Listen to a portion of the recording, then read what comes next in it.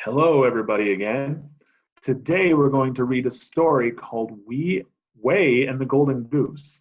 But we're going to be learning about a key detail this week, which is called summarizing.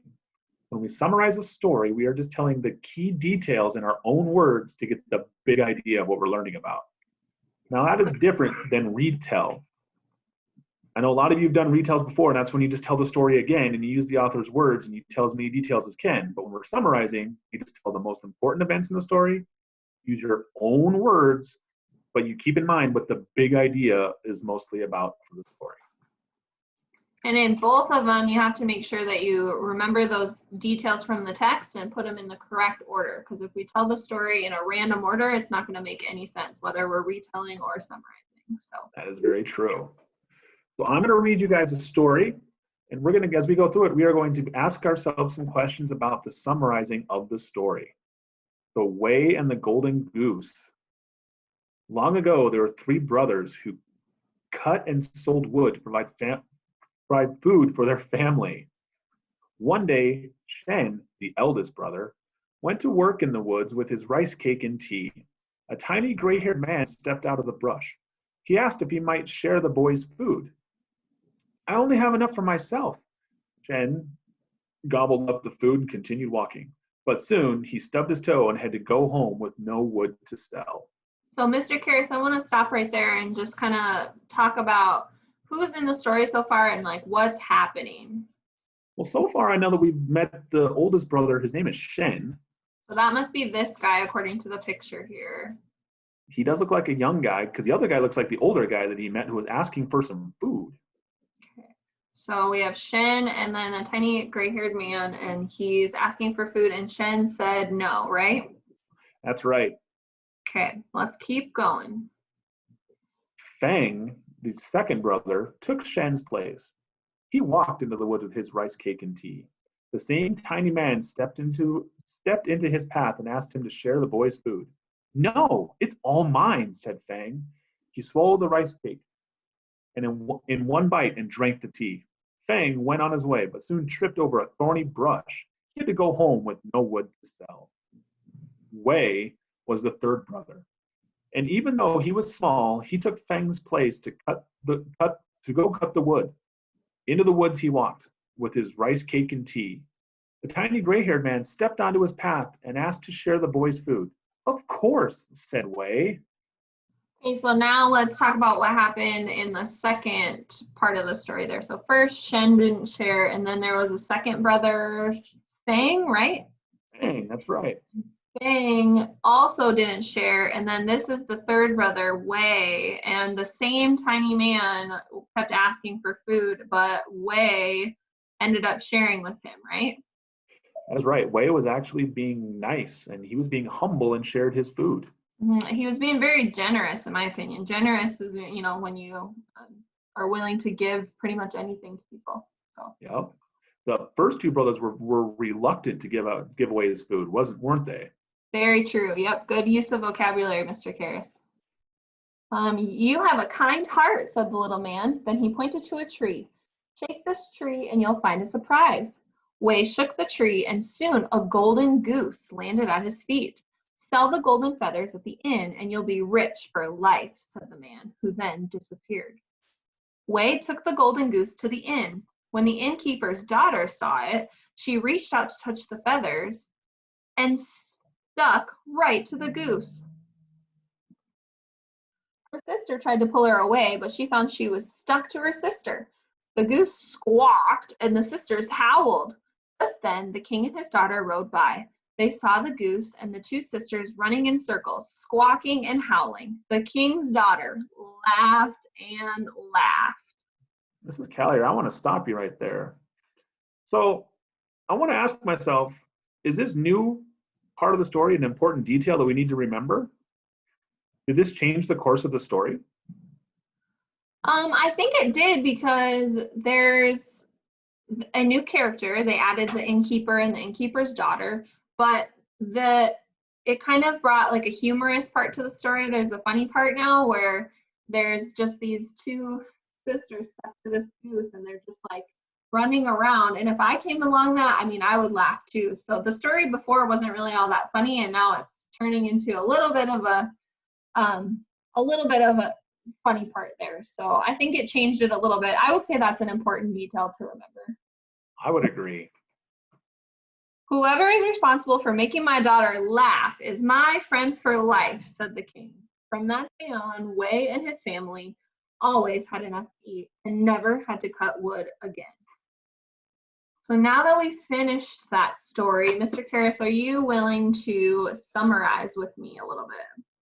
I am. We did stop along the way and summarize, but I think it's good to have something like a note page in front of us so we can do it all together. And I know our third graders will be asked to do this later in the week, so it would be helpful if we showed them how. So the main character of the story, well, one of the main characters of the story was the older brother Shen, the middle brother Feng, and the youngest brother Wei. You said Shen, Feng, and Wei were the main characters in the story. Am I missing any main characters? Was there another one? I don't remember. I think one of the other really important characters in that story was the tiny gray-haired man that kept asking them for food. He wasn't like somebody that did a lot of talking, but he was a main part of the story. So I think he would be important too. Oh, you're right. I agree. So we have the gray-haired man.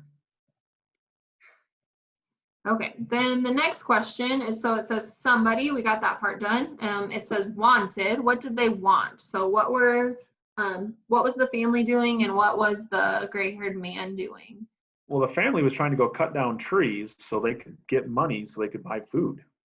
So the brothers were cutting wood or cutting trees to Sell wood. To earn money, right? Yep, to earn money so they could buy food. Okay, and then the man kept asking for money, or kept asking for food. The man just wanted some food. Kept asking for food. Whoops, that got a little bit big there. Let me just make that a little bit smaller so you guys can all see.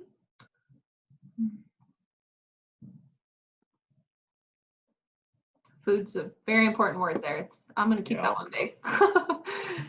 Okay, but so the brothers were trying to cut trees for money. The man kept bothering them asking food. So what was the problem in the story?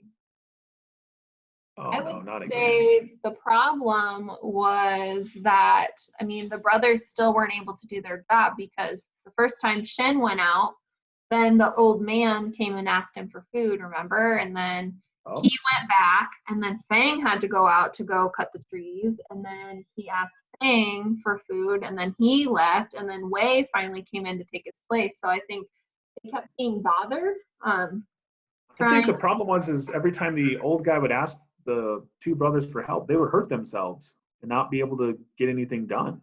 Oh, that's right, because Shen stubbed his toe, right? Yep, and then Fang tripped and fell. So that's an important part that I didn't remember. So I think that they just kept getting hurt and they were unable to do their job until Wei finally agreed to give some food, and he was able to get a special surprise. So the brothers kept getting hurt and unable to do their job. So what did they do to solve the problem? And you kind of hinted at that already. Wei shared his food with the old man. Yep, and then Wei was given a surprise. Was given a special surprise. What was the surprise, Mr. Karras? It was a golden goose. That's right. So how did the story end? The golden goose made the king laugh, and then Wei and his family became friends with the king, and they never had to worry about food again. Yep, and I think it was the king's daughter that laughed. It was the king's daughter who laughed, but the king is the one who said that from this day on, whoever made my daughter laugh is my friend for life. Oh, that's true. Yep. So Golden Goose made the king's daughter laugh. King thanked them. Whoops, I gotta make that smaller too.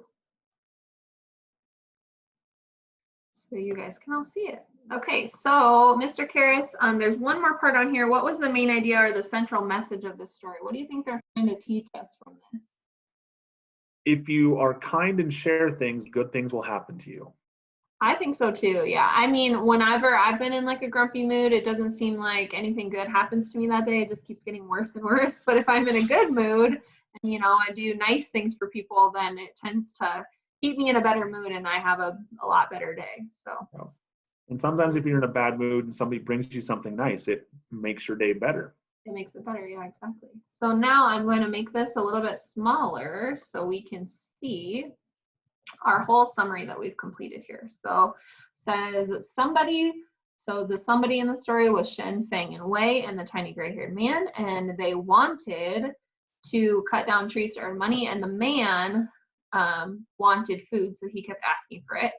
And the problem, but the brothers kept getting hurt and they were unable to do their job.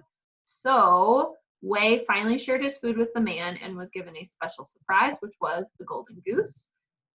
Then the golden goose made the king's daughter laugh because they were all stuck together and they were running around. And the king thanked them. And so then they never had to go out and get wood again. So the moral of the story, or the main idea, was that if you are kind, good things will happen. Do you agree with all of that? Looks good. Looks good. So that's our first go at a story summary there. It's kind of like retelling, but it's just a little bit different. It's a little more precise, I would say. And like Mrs. Callier said, later on in the week, you guys will have your own chance to do that with the story that we read to you later on. Exactly.